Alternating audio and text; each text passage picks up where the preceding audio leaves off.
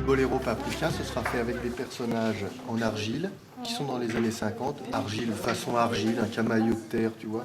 On est dans les années 50.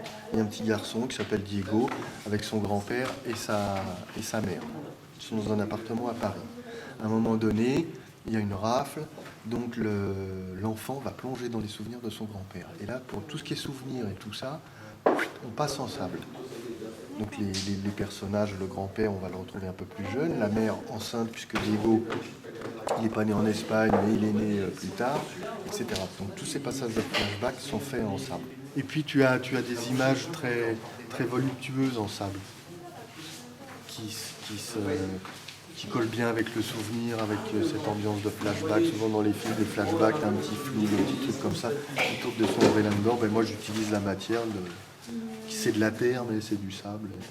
Et on peut être dans des volutes, dans des choses très légères aussi. En contraste avec la matière brute de la terre et de la rafle qui a lieu avec des choses très incarnées. Donc si j'utilise du sable et de la terre, c'est lié à l'histoire proprement dite de l'Espagne. Pour moi, c'est un moment de partager un savoir-faire. Ils prennent au cours la fabrication d'un film, d'un court-métrage. L'intérêt, c'est de se retrouver autour d'une technique que moi j'affectionne, que j'utilise, que j'en fais mon métier.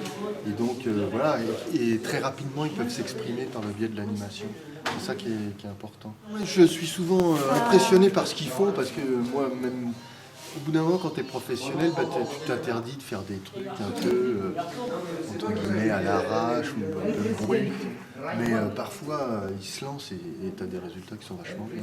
Là, ce que j'ai essayé dans cette résidence, j'en avais fait un petit peu, c'est du bas-relief sur argile.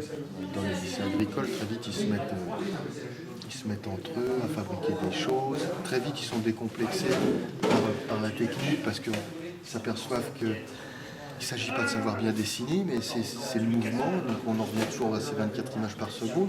C'est les mouvements qui font le dessin et l'attrait de ce qui est filmé, quoi.